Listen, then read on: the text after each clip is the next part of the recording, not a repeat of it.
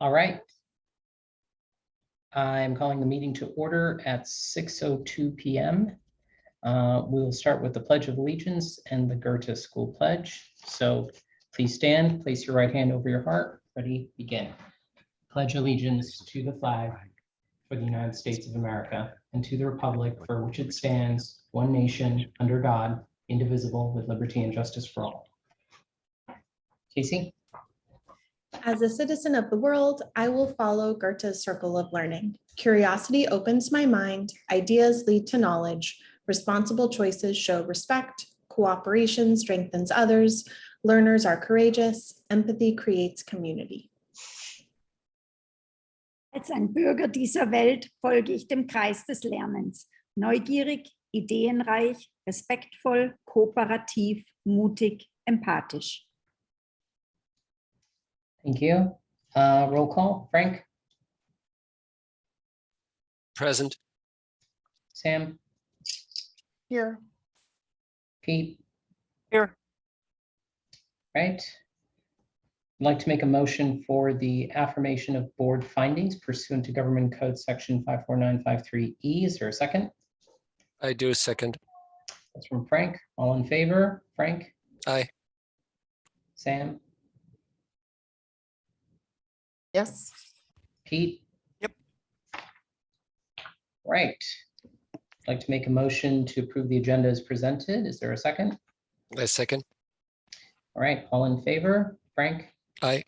Sam? Yes. Pete? Yes. All right. Public comment. Casey, do you have any public comment? The public may comment on any item that is on the agenda or any other item that is in the board's jurisdiction. Members of the public who wish to comment during the board meeting may use the raise hand tool on the Zoom platform. Individual comments will be limited to 3 minutes, and the total time for this purpose shall not exceed 30 minutes per meeting. If an interpreter is needed for comments, they will be translated to English, and the time limit shall be 6 minutes. Individuals may speak 1 time per subject. The Board of Trustees reserves the right to mute or remove a member of the public if comments or actions disrupt the board meeting. Board members are prohibited from responding to or commenting on matters raised by the public that are not on the agenda. And at this time, we do not have any public comment. All right, thank you. I'd like to make a motion to approve the regular board meeting minutes of May 16th, 2022. All in favor? Frank? Yes. Sam? Yes. Pete? Yes. Okay, I'd like to make a motion to approve the special board meeting minutes of May 25th, 2022. All in favor? Frank? Yes. Sam? Yes.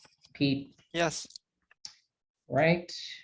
I'd like to make a motion to approve the special board meeting minutes of June 4th, 2022. All in favor? Frank? Yes. Sam? Yes. Pete? Yes. Okay.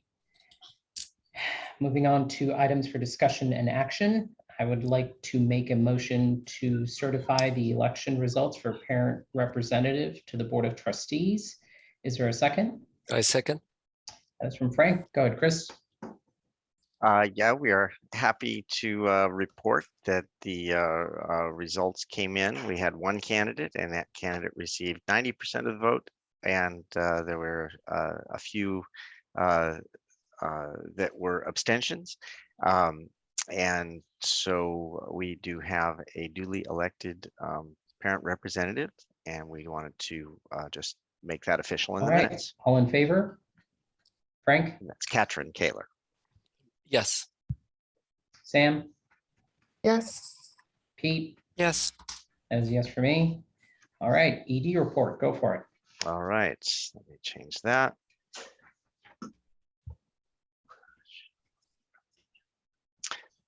All right.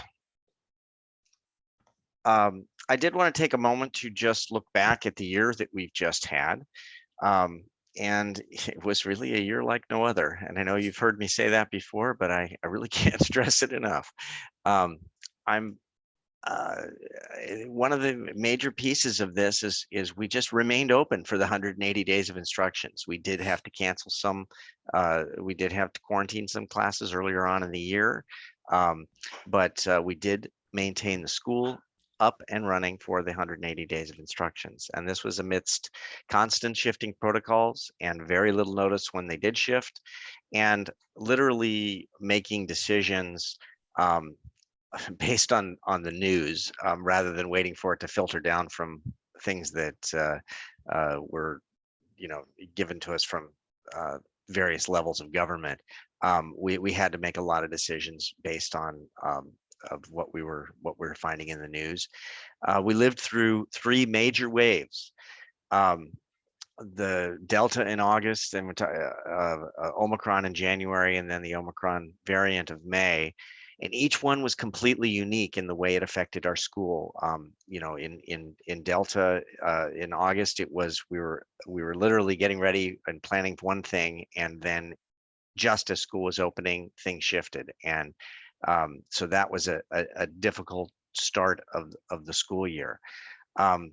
Things leveled out, but then with January and Omicron, we had numbers that we hadn't seen before, and that was reflected in society with a huge spike in January. But then that leveled out, and sure enough, we got more back in May. This one affected us in a different way because more staff were involved. We did have several staff involved in January as well, but it was not as many teacher or regular classroom teachers that were affected as we did have in May. And unfortunately, we had a classroom teacher who was out for literally all of May through the end of the school year, dealing with some long issues. And so that teacher is on the mend, but we're very much that was a difficult something for us to work through, and obviously for that teacher as well. The end of the year, so amidst as we were dealing with some of these things, we also had changing protocols that were like, okay, the virus is with us, and we're reaching kind of the endemic phase of this. And so we did push back and brought some things back to school. International Flair, which was unbelievably attended. I think there was some pent up demand from people who really wanted to have a sense of community and togetherness. And we did not see a negative reaction, or should I say positive, in terms of testing. We did not have an outbreak of positive related to that when we did that on the campus. We also had our kindergarten and our 5th grade and our 8th grade promotions. We also had opened up the garden and really got that going again. So a number of things that made the campus feel a little bit more normal. Our students did relearn the routines of school. And I can tell you, back in September, October, they did not. It was, I think a lot of kids, they just hadn't had the sense of, when in school, this is what we do. And this is when, an assignment is due, or this is when we work on this, and then we put it away and we work on that. And it's how we get from one place to another in the school. But that has been a matter of relearning, and our students have really adapted. In the same way, we've begun closing the learning gaps, I think, that have been occurred, but that's going to be an ongoing process in the coming years, where we're always going to be thinking, okay, are we getting back to where we think we should have been if there had been no COVID and disruption of virtual learning and other types of disruptions. Specifically, our staff worked extra hard in covering for each other, and this was really throughout the year. We had at times short staffing, and also just difficulty getting substitute replacement, and especially with the classified staff, really a ton of coverage that occurred, and people continually kind of watching out for each other. But as a result, our staff is struggling with some burnout from this difficult year, and I think we've talked through it as a staff. Everyone's aware that we're facing, that this was a difficult year, but we were looking to make a shift next year.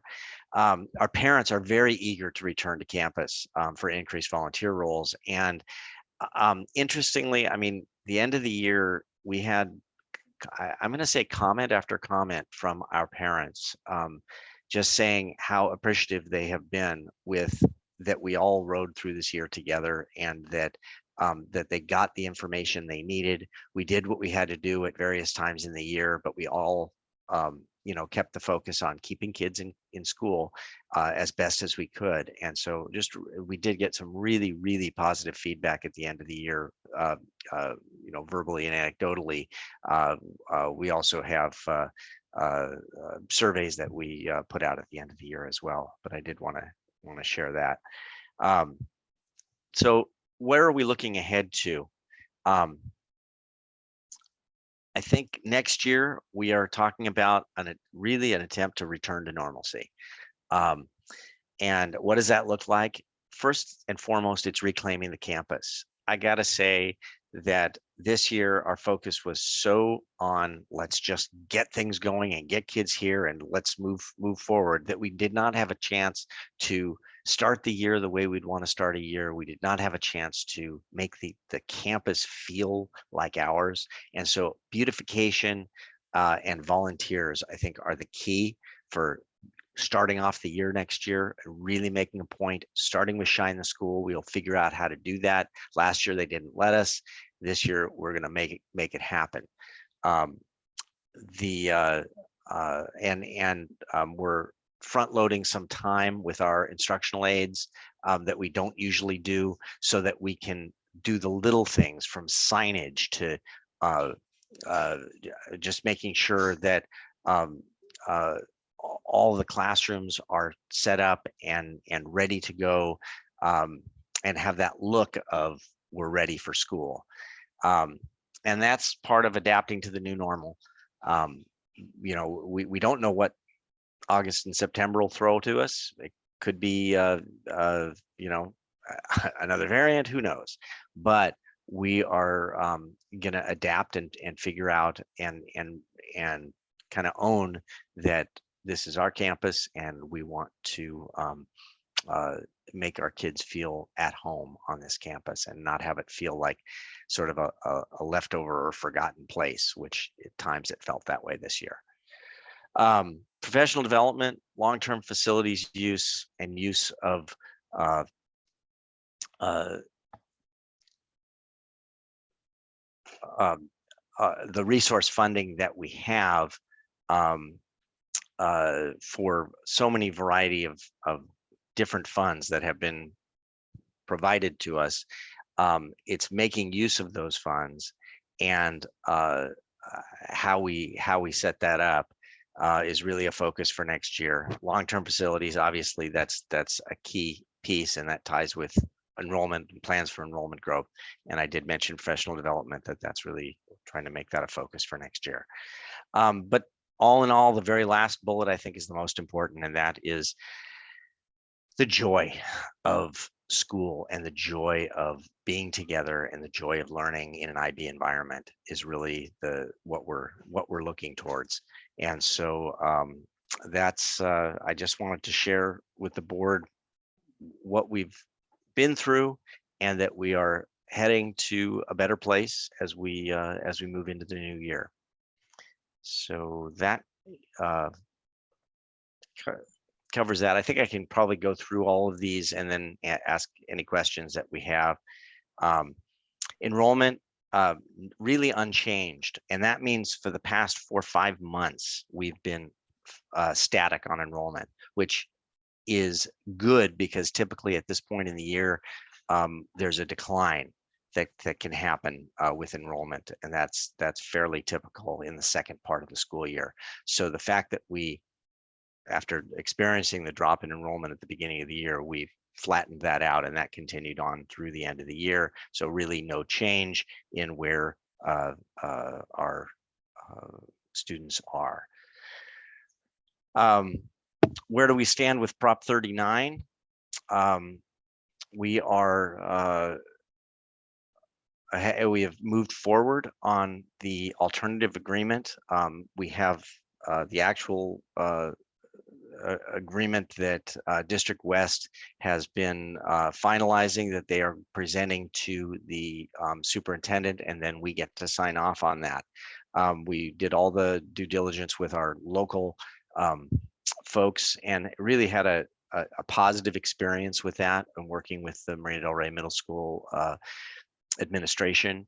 And they worked with us to try to make this happen. And so, you know, I was hoping we'd see that in March, but the fact that, you know, last year it was August before we got this, and we haven't signed on the dotted line yet, but we are waiting now at the superintendent's office for that to happen. So we hope to see that soon.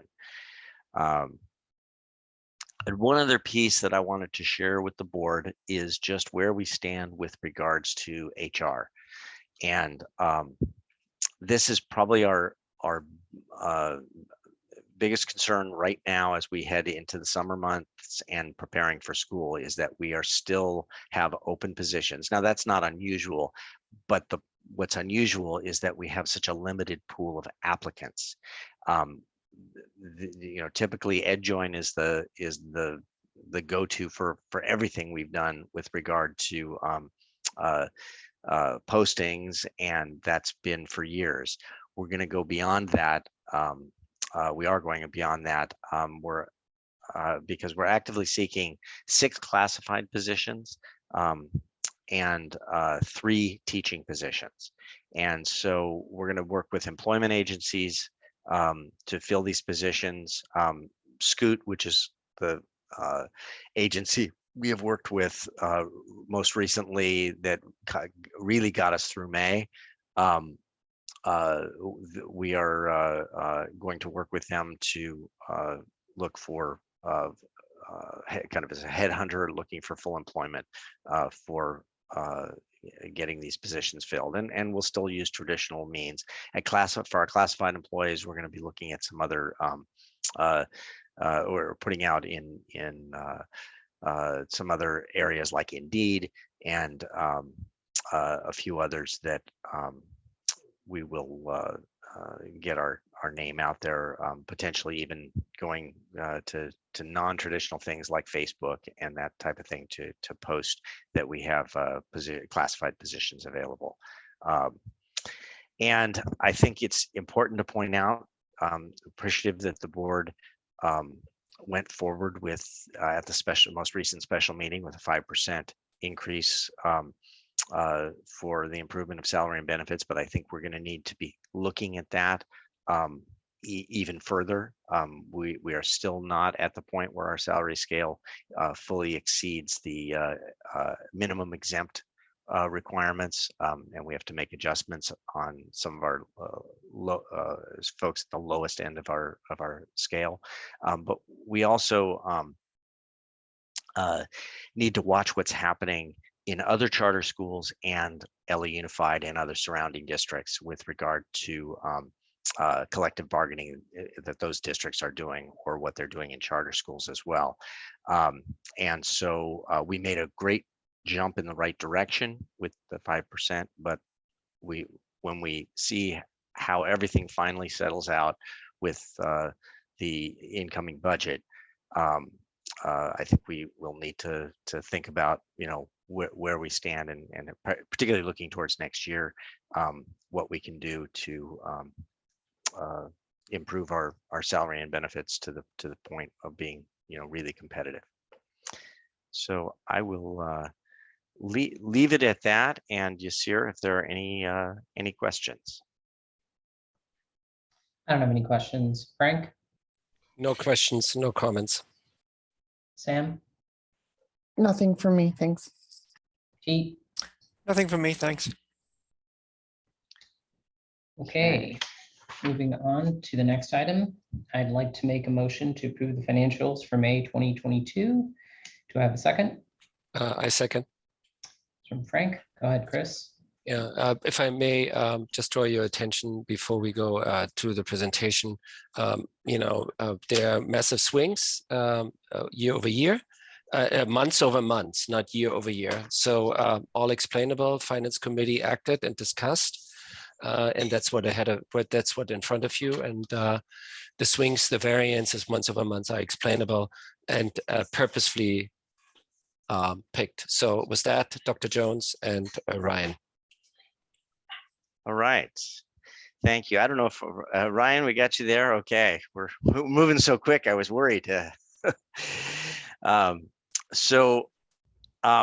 Let me just explain that we have a very, very big shift in what our financials look like right now.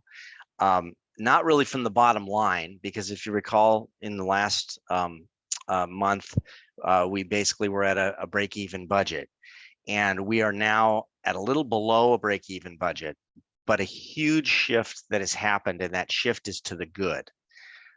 So let me explain the big picture, and then Ryan, if you can kind of walk us through the key points and the different parts that are in here. But basically, what's happened is, as part of the new budget, we talked about hold harmless and the language that the governor gave, which did not seem to be as helpful to us as I had hoped. But as the legislature has met and discussed, and they've had their joint committees, and both sides have agreed on the hold harmless side of it, which basically is allowing us to use the prior year full ADA, not just the percentage, which we thought that was the case before, but our full ADA, which means instead of being down by 40 plus students, we're actually going to be at the point where we're up a couple of students because we're able to use the previous year number. So this is sort of a windfall, if you will, and good news for us and for other schools and districts. It is not an ongoing windfall.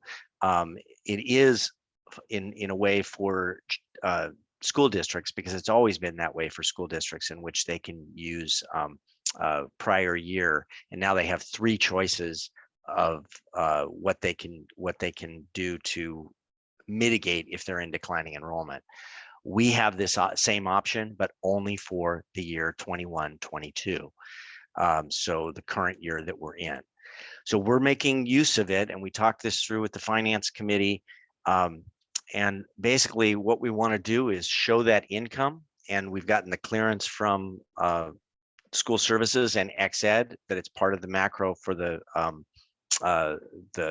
current year financial dashboard. So we can recognize the income that comes in from this, from the hold harmless language that is agreed in principle, but from both sides of the California legislature. And at the same time, we have a huge debt that we had spread out over many years. And that debt is for the overallocation penalties. There are two parts to that. There's 324,000 and a little bit more that was our agreed upon overallocation penalty settlement for the many past years that were lumped together, and you guys are well aware of that. So that's 324,000. The other is for the current year that we're in. We have yet to receive, but we are expecting that the LA Unified is going to be sending us in August a bill, and we estimate that could be as high as 180,000. So we were putting that also into an accrued, both of these on an accrued basis, to take them basically all in this year, so that from moving forward, we are not looking at continued overallocation penalties affecting what we can or can't do with our budget. So this really makes a huge change in the long-term outlook, in that we're not going to be spreading these really $500,000 of cost over multiple years. We're going to get them taken care of in this current year, and offsetting that with this kind of windfall that has come in. There is always and I'm going to say the slightest chance that whole agreement could blow up before they finalize it, but there is no indication that is problematic. That there is every indication that all sides agree on this hold harmless language and the way it's going to play out. So that's why our very conservative ex-ed and our very conservative school services have agreed that it should be part of what we're doing to close out this year. So with So that, can I comment on this just to the conversation is, so we get the windfall, we're getting these profits from one-time expenses, and we're offsetting them one-time expenses, and we're putting everything in 1 year, and we're offsetting them with one-time revenue. I think that was the discussion which we had on the finance committee, thereby giving us the room for further budget negotiations to take these items out of it and give us more room on the budget for future budgets. yes, that's exactly what we had discussed. So Ryan, would you be able to walk us through the financial dashboard? Yeah, just real quick, touching on enrollment. We did end month 9 with 380 students at an average daily attendance rate of 359. So I just, it is important to know that windfall is kind of meant to make us even, given the impact of the pandemic and families still being out and attendance really being impacted this first full year back of in-person instruction. The main thing that money that was meant to make us whole is going to be used for is to fix the issue that we had with LAUSD as far as the over-allocation penalty. So as far as the big variances on the revenue and the expense side, it's all due to those two factors. Realizing every over-allocation penalty this fiscal year, and realizing the hold harmless average daily attendance based on the 2021 ADA.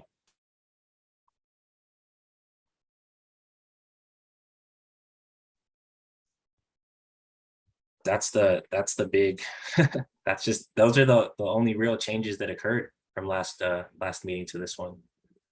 And to add to that, I mean, the bullets that are down here, it explains that in the second bullet of where the hold harmless ADA comes from and what it is, and that if in fact that money didn't come, we would show up almost $500,000 to the negative at 480K. And since we had an original budget that had what 49,000 to the positive, it would be even a larger amount under budget.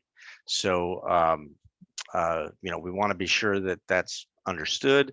But as I said, the every indication, including our very conservative monetary advisors, are putting it in to the formula as it stands. So just to take a look at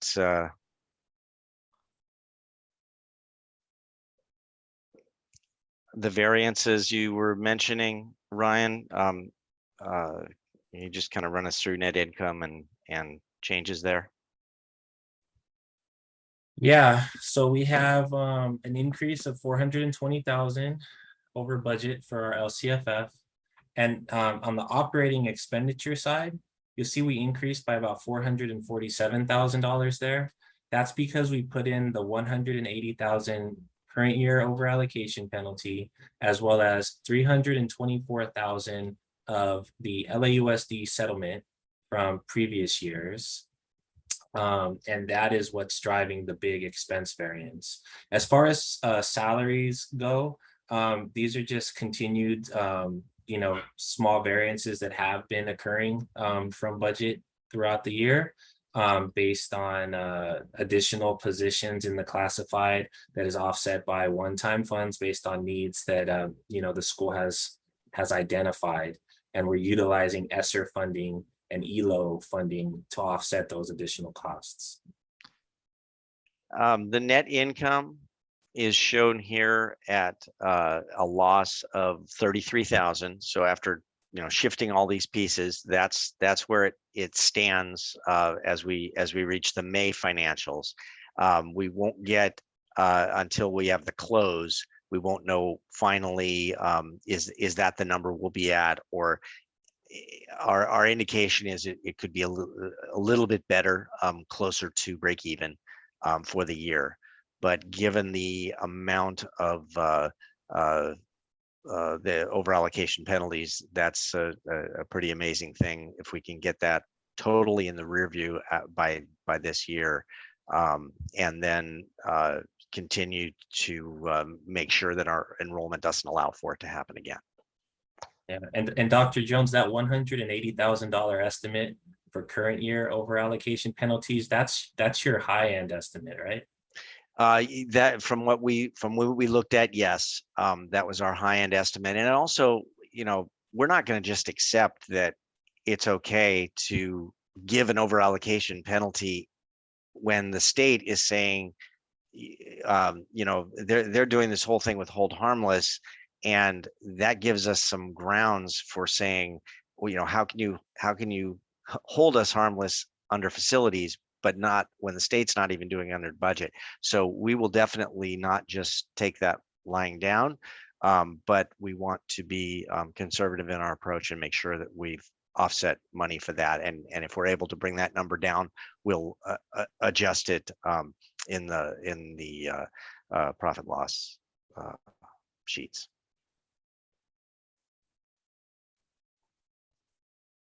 Okay. We ended the month of May with 1.8 million in the bank, and we're projecting 1.5 million at year end, with an $896,000 receivable that should come in for the most part in the summer months. We typically receive around 75 to 80% of that before the first day of school. So cash still looks pretty healthy.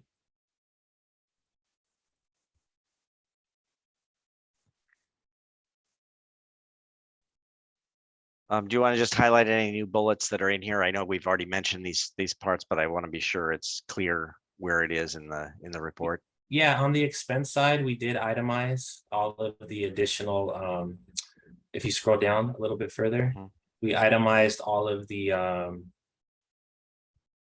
rent considerations there. From the beginning of the year, we carved out $96K due to the alt agreement that you had with LAUSD. That was in the forecast, but what was not in the forecast until today's presentation was the $63,000 escrow payment that we received back from prior year payments around the over allocation charges from LAUSD. We put in $180,000 of an estimated penalty for this current year, and the full $324,000 from the settlement agreement with LAUSD. So that just kind of itemizes it out.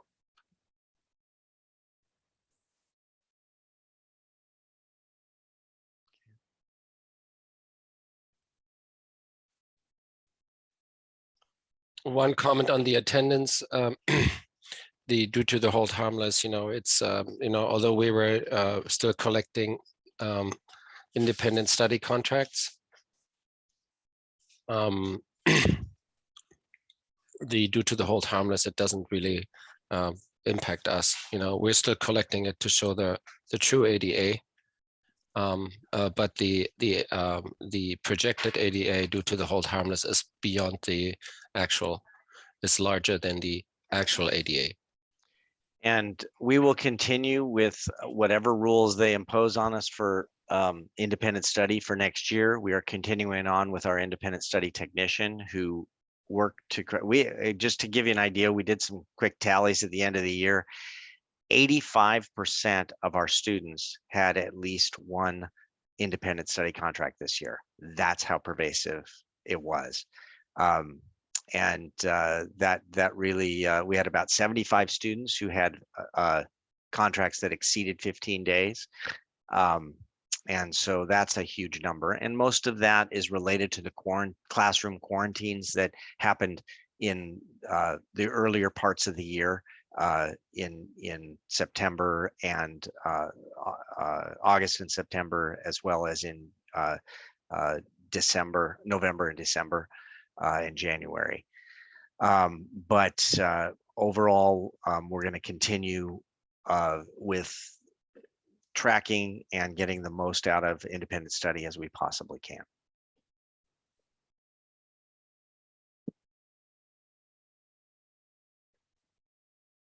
Okay. And the final thing is the check register, Ryan? Yeah, here's the check register for the month of May. We reviewed it in detail at the finance committee meeting. Part of that meeting went through the complete credit card statement for the month as well. Nothing to report out from that group. However, this entire group should be reviewing the check register. And if you have any questions, please feel free to ask now or whenever those questions come to mind. All right, any questions? Sam, No questions. Pete? No, no questions. Thanks. All right, then if we're ready to vote, all in favor to approve the financials for May 2022, Frank? Aye. Sam? Yes. Pete? Yes. That's a yes for me as well. Budget update. Go ahead, Chris. So just want to give you a quick couple of minute report. We're still in that same holding pattern. The big change obviously was the one we just looked at, which is even though that's about the current year, it's in the budget bill that's being talked about right now. The latest I have heard is that just as they did last year, the legislature by the 15th will pass a quote unquote budget, but it's really a placeholder budget. And they're going to continue arguing. Last year, that argument went until the first week of July, and the best minds are saying that that could be even longer this year. So we will present our budget because we have to, based on what we're able to do. The difference now is that with bringing the funding that we just saw of the overallocation penalties, and instead of those being spread out over the next several years, they'll be pulled out. We should be able to get very near a balanced budget, including the 5% that was just presented. So without waiting for the legislature, and I believe there will be more money that comes in when the legislature does finalize everything. But we should be able to come in at right around a balanced budget for what we approve on the 23rd. So that will be presented in detail with the LCAP on that day. And I think it's really good news that we've got this windfall that we're able to show on paper now, because that does have an effect on our budget moving forward, because we're able to take those overallocation penalties away from spreading it out over the next several years. And honestly, that's, we were talking about this at the finance committee. That is such a better way to do it. There's no reason that future kids should be paying off a penalty from 2016. And the fact that we can recognize it in this year, we basically said we really should be doing that regardless, even if we were taking it all from reserves.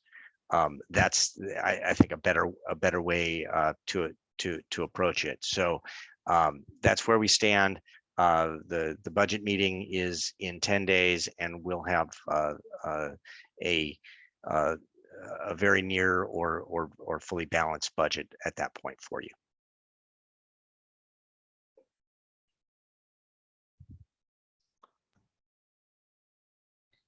Yes, All sir. right, any thoughts, comments? Frank? No. Sam? No. Pete? No comments, thanks. All right, moving right along. I'd like to make a motion on the affirmation of interest and approval of non-parent representatives. I think in the past, what we've done is the affirmation would stipulate the current non-parent members, all current non-parent members, if they are so inclined to stay onto the board. That includes myself, Frank, and Pete. Do I have a second? I'll second. That's from Sam. All right, so I will open this up. I'm still interested in staying onto the board. I assume so are Frank and Pete. It would be my privilege. Frank, take it away. Yeah, ditto for me. I'd like to continue on the board. My pledge to the school is that I would like to continue on the board until we get to high school and open up high school. And that's my ultimate goal as a founder. And I would like to continue my position as a treasurer. With your permission. Pete?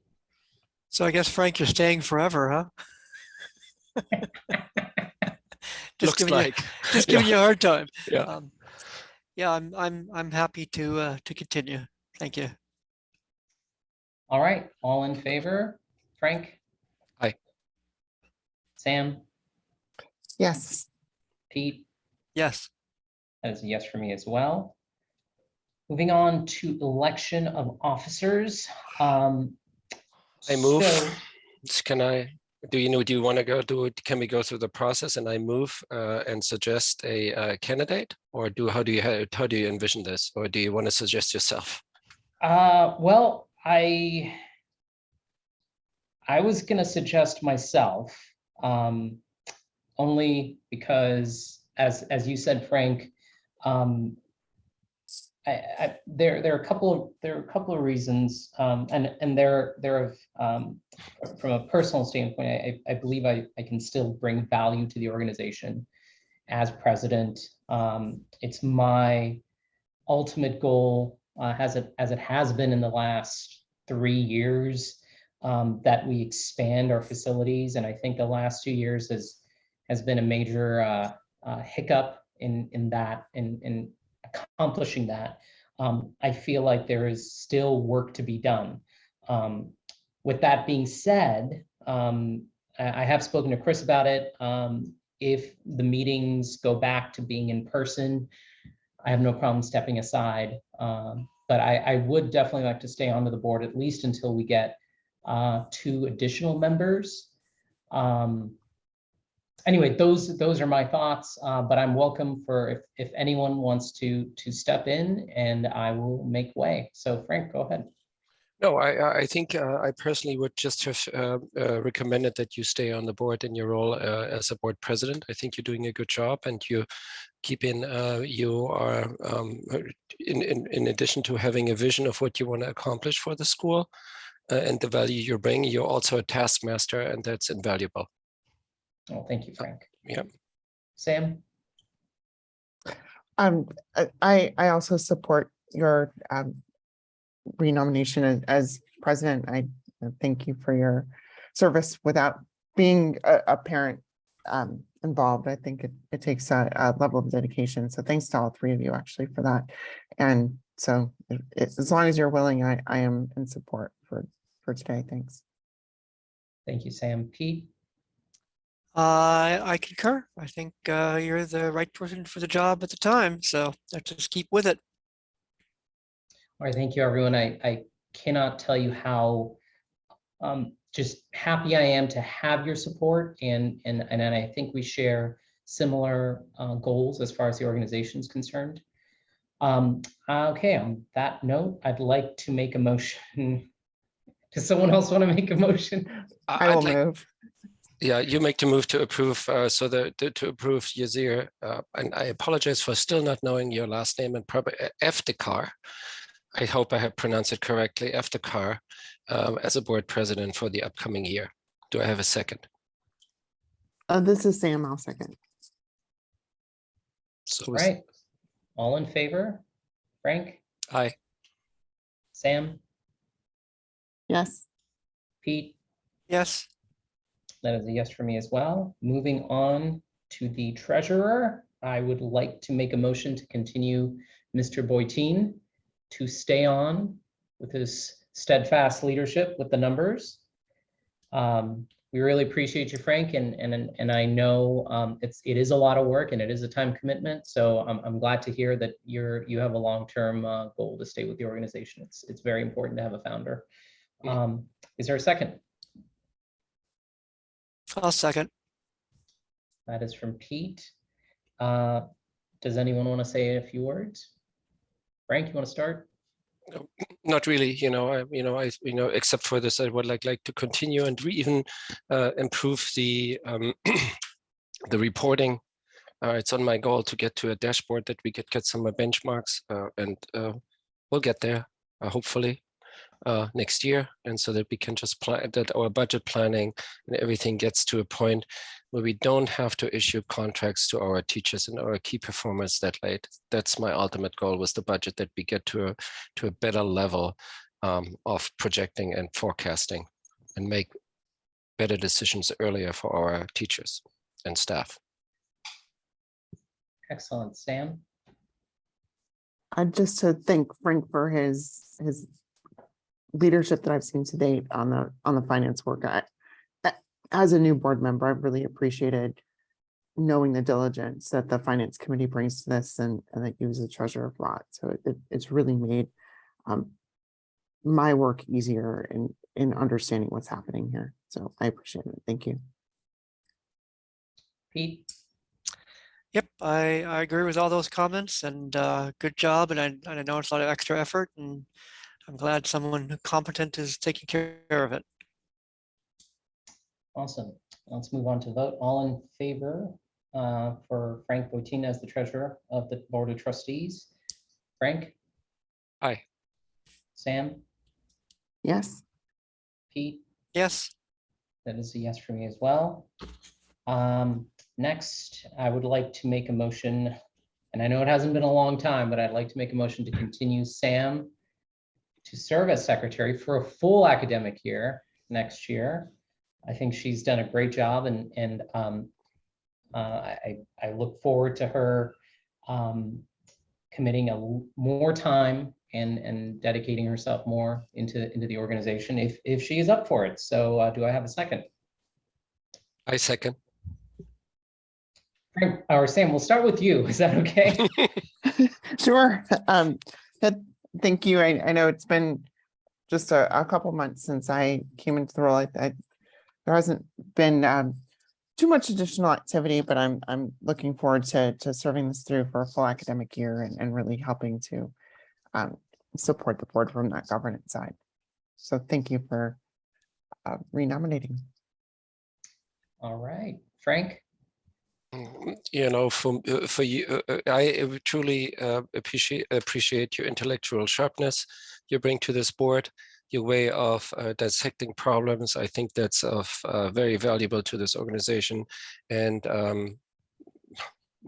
I appreciate what you bring to the board. But these two items are very important to me, and thank you. Pete. I agree, and I'm happy that you are agreeing to take on this role. All right, all in favor? Frank? Aye. Sam?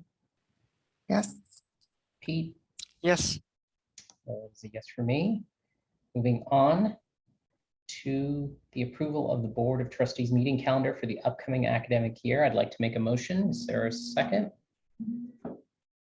I'll second. From Pete? Go ahead, Chris. All right, let me, that's what's going on. Okay. So we typically meet on the third Monday of the month, but there are a few exceptions to that. So I want to explain why we put those exceptions in there. So the first one is the very first month, and August 8th is only the second Monday. However, the following week is when school starts. And so that is a very difficult thing to do, to have the board meeting and all that needs to go on behind the scenes for that at the same time as the opening of school, because there's a lot that goes on behind the scenes with that. We also wanted to do it with enough time if we had to pass anything in advance of the school year, that it's there. So that's why August 8th is set there. September, October, November are all normal. Actually, no, I'm sorry. November is a week earlier, and that's because of Thanksgiving. And the same thing happens in December. It's the second week, but again, that's because of the winter break. And January is typical. February is a week earlier because of the President's Day. And then March and April and May are all typical. And June, we are following the same pattern that we do now, with 2 June meetings, one for the annual meeting, just like we're doing right now, and then one for the budget. And so June 26th, and keeping it on a Monday, was the plan for next year. So with that, so for you guys. I have no questions or comments. Frank, I can attend all meetings the way it looks like. Sam? If we move to the place where we're no longer authorized to conduct the meetings virtually, there will be a few dates that I'll have attendance that somehow this, and totally, not on the same cycle, but somehow the Goethe board schedule seems to align very directly with my my work commitments for a meeting cadence that we have, and we don't track to the same dates. Just somehow, I already can see that there are a few dates on here that I would not be able to attend in person. However, I would be available to attend if there were virtual capabilities. If I can add, even if we are still, even if they change the rules and we're under a Brown Act, we still would be able to have you attend. You would not count towards a quorum, but you would be able to participate and vote in the meetings. So it's important that in those cases, it's important that we have others so that we can meet our quorum requirements, but it should work out. And if we do need to make a change, we always can. It's better to get it set and go from there. So, but I think that we'll be able to work around that. Would be my feeling. All right, Pete? So really, only half of them are on the third Monday. So that's not really true that they're all on the third Monday. But that's fine. Okay. All in favor? Frank? Aye. Sam? Yes. Pete? Yes. As a yes for me as well. New business. So Chris, when is our follow-up meeting for June? Is that June 23rd? 23rd, which is a Thursday. So it's 10 days from now. Okay, so I was just informed because Chris wanted you and I talk on Friday last week, Mhm. Thursday night. I have a flight that was supposed to be on Tuesday, but or Wednesday, and got moved to Thursday. So I'm trying to confirm when that time is, but I will keep you guys posted. But other than that, that's our big meeting, right, for the budget. Right. Sam, I was going to have our executive council meeting with the president of the GPA,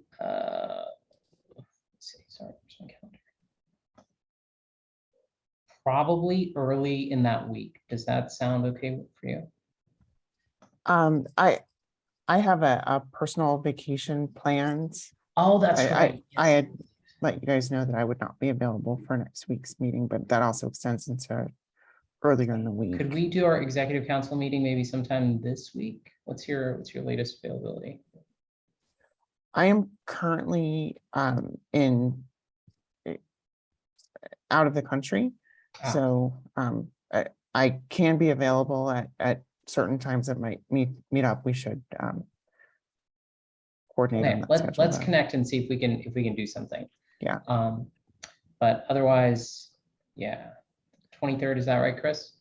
Yes, and I just want to be sure that we're going to be able to meet quorum on the 23rd. So Yasir, there's a possibility you won't be able to be there. There is a possibility, but I can do any other day other than that one, because let me see when my flight is. Could we, while we're all here, come up with a backup day if we do need to change it? I hope we don't, because we already will be doing the LCAP public hearing, and there's a whole bunch of things that tie to that. I don't think it will be possible to do it prior to that. We would have to push further down. So it'd be after the 23rd if we had to change it. I am free, anything except the 30th.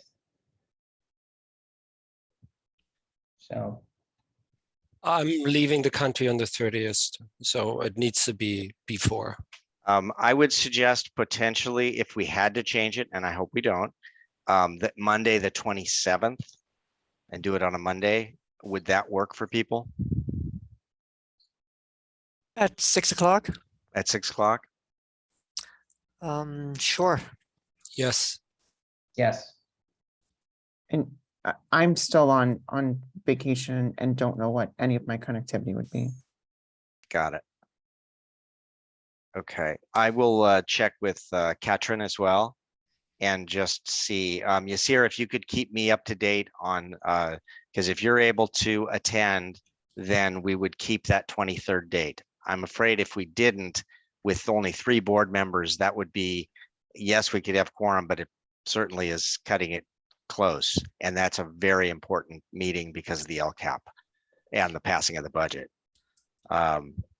So let's be in touch this year, and we can determine which is the best course for that. Yeah, But I'm trying to get a flight on another carrier right now, so it's just being very, very difficult. So I should know by tomorrow. I'll let you know by tomorrow.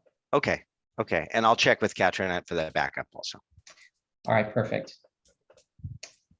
Okay, if there are no other items for upcoming board meetings, nothing, don't see anything. All right. I'd like to make a motion to adjourn the meeting. Do I have a second? a second. From Frank, all in favor? Frank? Aye. Sam? Yes. Pete? Yes. Was yes for me. Meeting is adjourned at 7 p.m.